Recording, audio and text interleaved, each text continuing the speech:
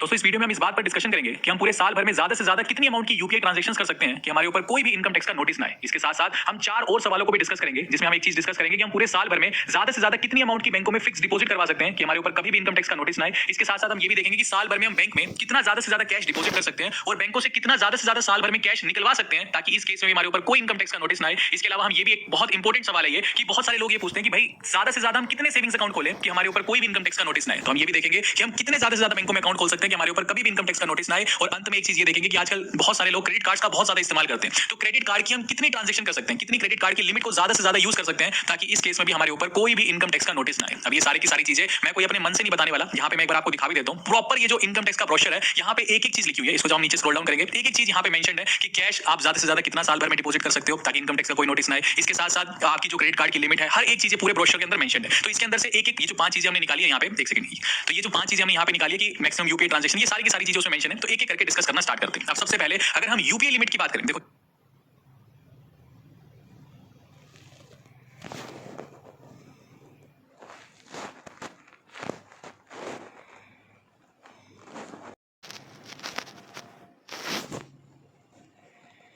तो ये जो नीचे वाली 4 चीजें है ना, ये जो सेकंड से लेके 4th पॉइंट तक है, ये सब कुछ तो इनकम टैक्स की जो ब्रोशर है उसके अंदर मेंशन है। लेकिन अगर हम यूपीआई की बात करें तो यूपीआई की एज सच जो इनकम टैक्स डिपार्टमेंट है उसने कोई ऐसी लिमिट नहीं सेट की हुई कि आप ज्यादा से ज्यादा इतनी ही यूपीआई कर सकते हो ताकि आपके ऊपर कोई इनकम टैक्स का नोटिस ना आए, कुछ ऐसा मेंशन नहीं है। लेकिन जो लोग गलती करते हैं वो गलती ये करते हैं कि धड़ल्ले से जितनी भी ट्रांजेक्शन चला रखी है सारी की सारी अपने सेविंग्स अकाउंट में चला रखी है। अब इनकम टैक्स ये बोलता है कि आप हर रोज, देखो कई बार क्या होता है, मान लो किसी की दुकान है, अब वो दुकानदार क्या करता है, करंट अकाउंट तो खुलवाता नहीं, अपना जो बचत खाता है यानी अपना जो सेविंग्स अकाउंट है उसी का ही क्यूआर कोड निकालेगा और दुकान पे चिपका देगा। हर रोज जो आ रही है उसकी पेमेंट सीधे उसके सेविंग्स अकाउंट में आ रही है। तो इनकम टैक्स ये बोलता है कि आप अगर करंट अकाउंट खोलते हो तो उससे आप जितनी मर्जी यूपीआई का लेन देन करो, हमें कोई प्रॉब्लम नहीं है, साल के अंत में आईटीआर भर दो। लेकिन भाई अगर आप ऐसा कर रहे हो कि सेविंग्स अकाउंट में ही सारी लेन देन चला रखी है, जैसे कि मान के चलो मेरा गूगल पे है, मेरे गूगल पे से मैं मेरे दोस्तों को भेज रहा हूं, दोस्त आगे भेज रहे हैं, या फिर मान लो मैं किसी से पेमेंट ले रहा हूं फिर आगे दे रहा हूं, तो ऐसे करके जितनी भी मैं ट्रांजैक्शन सेविंग अकाउंट में करता हूं ना बहुत ज्यादा, उसमें प्रॉब्लम है। तो इनकम टैक्स वाले ये बोलते हैं कि अगर आप पूरे दिन में 10,000 रुपए से ज्यादा की अगर यूपीआई ट्रांजैक्शन करते हो तो उस केस में आपके ऊपर इनकम टैक्स का नोटिस आ सकता है। ये नहीं कि आ ही गया, आ सकता है, इनकम टैक्स आपसे पूछ सकता है। लेकिन अगर आप यही सारी की सारी ट्रांजैक्शन करंट अकाउंट में करते हो तब आपको कोई दिक्कत नहीं है। इनकम टैक्स वाले ये भी बोलते हैं कि भाई आपकी जितनी भी एक तरह से एनुअल इनकम है, यानी मान लो अगर आप कहीं पे जॉब करते हो, साल भर में आप 5 लाख रुपए कमाते हो, तो 5 लाख रुपए से ज्यादा आपका लेन देन नहीं होना चाहिए यूपीआई का। पता लगे आप कमा रहे हो साल भर में 5 लाख, यानी आईटीआर तो भरते हो 5 लाख रुपए की, टैक्स कोई नहीं भरते क्योंकि 5 लाख रुपए तक तो हर कोई फ्री है। इस केस में पता लगे कि आप किसी से पेमेंट ले रहे हो, आगे दे रहे हो, ले रहे हो, दे रहे हो, ये जो लेन देन है पता लगे ये 6 लाख रुपए का हो रखा है, तो इस केस में इनकम टैक्स पूछ सकता है कि भाई आपने साल भर में कमाए 5 लाख रुपए और लेन देन आपने 6 लाख रुपए का कर रखा है। तो अगर आपके पास प्रॉपर उस टाइम एविडेंस हुआ तो कोई दिक्कत नहीं है, लेकिन अगर एविडेंस नहीं हुआ तो उस केस में फिर आपके ऊपर इनकम टैक्स का नोटिस भी आ सकता है। इसके अलावा बहुत सारे लोग, पहले हम यूपीआई की बात कर रहे हैं सारी, फिर आगे एफडी कैश वगैरह पे चलेंगे धीरे धीरे करके। अब बहुत सारे लोग क्या करते हैं, कमीशन बेस पे काम करते हैं यूपीआई के अंदर। एक आज की डेट में ना ये जो स्टूडेंट्स हैं, ये एक बहुत बड़ा धमाकेदार बिजनेस आज की डेट में चला हुआ है मोबाइल लगाने वाला। लोग क्या करते हैं कि ऑनलाइन दुनिया जहान के क्रेडिट कार्ड रखे हुए हैं, खुद के पास अगर क्रेडिट कार्ड नहीं भी है ना तो लिंक बना रखे हैं कि किसी का पता है कि बुआ जी के पास आईसीआईसीआई क्रेडिट कार्ड है, मामा जी के पास एसबीआई का क्रेडिट कार्ड है। ये क्या करते हैं, अमेज़न पे सेल आई, फ्लिपकार्ट पे सेल आई, तो अलग अलग फोन लगाने शुरू करते हैं। पता लगे एक फोन मंगाया, उसके ऊपर मान के चलो 40,000 रुपए का फोन पड़ गया, ऑफर लगा के, ठीक है जी, मान लो क्रेडिट कार्ड से ऑफर लगा दिया, ले देके 40,000 का फोन पड़ गया। मार्केट में अगर दुकान पे हम वो फोन लेने जाए तो मान के चलो वो 45,000 रुपए का मिलता है। तो सेल वेल में कोई ना कोई क्रेडिट कार्ड किसी न किसी का ले लेकर के मान के चलो कि 40,000 रुपए का फोन अपने घर पे मंगा लिया। फिर लोग क्या करते हैं, ये बता रहा हूं मैं आपको, बहुत भयंकर लेवल पे स्टूडेंट्स ने बिजनेस चला रहा है पूरे भारत में। ये 40,000 रुपए का फोन उठा के दुकानदार के पास ले जाएंगे, दुकानदार को बोलेंगे भाई ये 43,000 का आप हमारे से खरीद लो। दुकानदार बड़े प्यार से ले लेता है, ब्लैक में 43,000 रुपए का दुकानदार ले लेगा और बाजार में जब दुकानदार इसको बेचेगा तो 45,000 रुपए का दुकानदार बेच देगा। यानी दुकानदार ने भी 2 नंबर में काम किया। ये जो स्टूडेंट वगैरह है जो भी मान के चलो ये तो एक बिजनेस ही बना दिया, क्रेडिट कार्ड से फोन मंगाया, आगे दुकानदार को बेचा। अब ऐसे में क्या होगा, दुकानदार कैश में पेमेंट दे देगा, कैश दोबारा आपके अकाउंट में डल जाएगा, फिर आप दोबारा कोई और क्रेडिट कार्ड लोगे उससे लगाओगे। यानी हो क्या रहा है, बार बार आप अपने सेविंग्स अकाउंट के अंदर ही यूपीआई की एक तरह से ऑनलाइन ट्रांजैक्शन कर रहे हो। यूपीआई का मतलब ये नहीं कि सिर्फ स्कैन करके पेमेंट कर दी, कहने का भाव ये है कि आप ऑनलाइन ही अपने सेविंग्स अकाउंट में इतनी बड़ी बड़ी साइकिल चला रहे हो। ऐसे ऐसे बिजनेस बना दिए, छोटे छोटे बच्चे हैं 1-1 करोड़ रुपए की साल में ट्रांजैक्शन कर देते हैं यही फोन वाले बिजनेस में। अच्छा, कई लोग ऐसे हैं कि इधर से पेमेंट ली, बीच में अपना 1 या 2% का कमीशन रखेंगे, आगे पेमेंट कर दी। पता लगे आपने पूरे साल भर में कभी 50,000, कभी 1 लाख, कभी 2 लाख अपने सेविंग्स अकाउंट में ले रहे हो और ऐसे आगे किसी किसी को भेज रहे हो। पता लगे आपने पूरे साल भर में 50 लाख रुपए अपने सेविंग्स अकाउंट में ले लिए। अब 1% आपने मान लो कमीशन भी खा लिया, आपने तो बचाए सिर्फ 50,000 रुपए और आगे इसको भेज दिया मान लो 49,50,000 रुपए। टोटल टर्नओवर मानो 50 लाख आया, 49,50,000 गया, टोटल टर्नओवर 99,50,000 रुपए का हो गया आपका, और ये आपने कर दिया सेविंग्स अकाउंट में। कितने बड़े बवंडर में आप फंस सकते हो, कभी इमेजिन भी नहीं किया होगा आपने। आपके पास ना करंट अकाउंट है, सेविंग्स अकाउंट में आपने पूरा धमाका कर रखा है। अब इनकम टैक्स वाले ये बोलते हैं कि भाई अगर आपकी टर्नओवर 40 लाख से ऊपर चलेगी ना तो जीएसटी नंबर लेना कंपलसरी है, और अगर आप प्रोफेशनल बिजनेस में हो तो अगर आपकी टर्नओवर 20 लाख से ऊपर चलेगी तो आपको जीएसटी नंबर लेना कंपलसरी है। ना आपके पास करंट अकाउंट है ना जीएसटी नंबर है। इस केस में तो अगर आ गया नोटिस, अगर नोटिस आ गया वो साफ ये कहेगा भाई ऑलमोस्ट 99,50,000 रुपए की आपकी टर्नओवर है, भाई कम से कम 8% प्रॉफिट तो दिखाओ। इनकम टैक्स वाला बोलेगा भाई 1 करोड़ की टर्नओवर के पीछे 8 लाख रुपए तो बचा ही होगा भाई साहब आपने।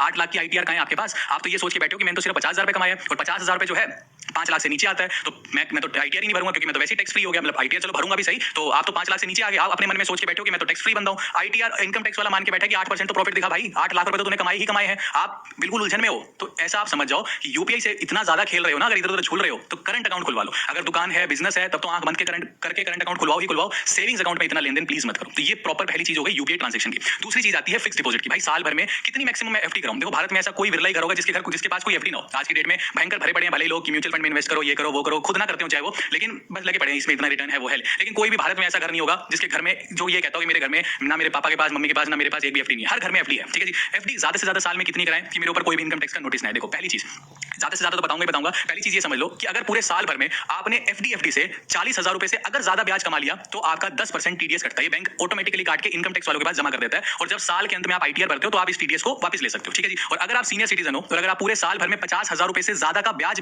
अगर एफडी से कमाते हो तो इस केस में भी बैंक 10% टीडीएस काट के इनकम टैक्स डिपार्टमेंट को भेज देता है। अब होता क्या है, जैसे एक उदाहरण से कई लोग बड़े चौकन्ना हो जाते हैं इस चीज को, मतलब कि ऐसे कैसे हो गया। मान के चलो आपकी 5-6 एफडी है, पहली एफडी पे आपने ब्याज कमाया 15,000 रुपए, एफडी मैच्योर हुई, उसका ब्याज बना 15,000 रुपए, तो पूरे 15,000 रुपए आपके अकाउंट में आ गए। मान लो आप सीनियर सिटीजन नहीं हो, नॉर्मल सिटीजन हो। उसके बाद मान लो आपकी एक और एफडी मैच्योर हुई, उससे आपने 10,000 रुपए ब्याज कमाया, तो पूरा का पूरा 10,000 रुपए बैंक आपको दे देगा, ठीक है जी, बहुत अच्छी बात है। फिर तीसरी एफडी मैच्योर हुई, उससे भी आपने 10,000 ब्याज कमाया, तो ये भी पूरा का पूरा 10,000 बैंक आपके अकाउंट में डाल देगा, इंटरेस्ट पूरा कुछ नहीं काट रहा भी, ठीक है। तो कितने हो गए 15 और 10 25 और 10 35।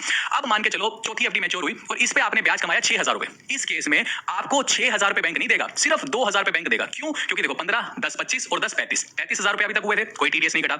जैसे ही ये 6,000 रुपए हो रहा है, 35 और 6 हो गए 41,000 रुपए। अब आपका सीधा सीधा 2,000 भी नहीं देगा, यहाँ 1,900 रुपए देगा। क्यों? क्योंकि 41,000 हो गए भैया। अब आपके 10% सीधे कटेंगे मतलब 4100 रुपए गायब। 4100 रुपए आपके जमा हो गए इनकम टैक्स डिपार्टमेंट के पास, यानी अगली जो एफडी मैच्योर हुई जिसपे आपको 6,000 ब्याज मिलना चाहिए था, उस पे सिर्फ 1,900 रुपए आपको ब्याज मिलेगा। ये टीडीएस जो इनकम टैक्स के पास जमा हुआ है, इनकम टैक्स वाले कहेंगे भाई साल के अंत में जब आप आईटीआर भरोगे तो ये अपना जो अपना दिखा देना कि अगर आपकी सैलरी पूरे साल भर में अगर आपकी कमाई जो है वो 5 लाख से कम हुई तो हम आपको रिफंड दे देंगे, कोई दिक्कत नहीं। अगर ज्यादा हुई तो जो टैक्स बनेगा उसमें एडजस्ट कर देंगे। तो सिंपल सा ये रूल है। तो बहुत सारे लोग टीडीएस के ऊपर ध्यान ही नहीं देते। तो पहली चीज तो होगी कि ये टीडीएस वाला फंडा हो गया। दूसरा, इनकम टैक्स डिपार्टमेंट ये बोलता है कि पूरे साल भर में अगर आप 10 लाख रुपए से ज्यादा की एफडी करवा रहे हो, या फिर चलो पहले ये देख लेते हैं कि अगर आप पूरे साल भर में 10 लाख से ज्यादा की एफडी करा रहे हो तो इस केस में इनकम टैक्स डिपार्टमेंट का आपके पास नोटिस आ सकता है। अब इस केस में ये मत समझ लेना कि मैं 10 लाख से ज्यादा की करा ही नहीं सकता, क्या कराओ, आपसे 50 लाख की कराओ, लेकिन आपके पास प्रॉपर सोर्स होना चाहिए कि मेरे पास ये पैसा कहां से आया। उसके बाद आप प्रॉपर आईटीआर भी फाइल कर रहे होने चाहिए, ये दिखाते हुए कि ये मेरा पैसा कहां से आ रहा है। अगर आपके पास प्रूफ है तो कोई दिक्कत नहीं है, अगर आपके पास प्रूफ नहीं है तो दिक्कत है। अच्छा, बहुत सारे लोग क्या हो गए, मान के चलो इस साल मान लो मैं पिछले 20 साल से बड़ी कड़ी मेहनत के साथ मेरी मान लो छोटी सी दुकान है, मैं हर साल मान लो 2 लाख रुपए बचाता हूं, ठीक है जी, और हर साल मैं 2 लाख रुपए की एफडी कर देता हूं। मतलब मैं तो 2.5 लाख से कम कमा रहा हूं, मैं तो भारत में टैक्स फ्री हो गया, मैं हर साल जैसे तैसे भी करके 2 लाख रुपए बचाता हूं और मेरी छोटी सी दुकान है, ठीक है जी। मान लो मैंने इस साल 2 लाख की एफडी कराई, अगले साल पिछले 10 सालों से मान लो मैं ऐसा कर रहा हूं, तो मेरे अकाउंट में मान लो 20 लाख तो मैंने जमा किए ही किए, प्लस में ये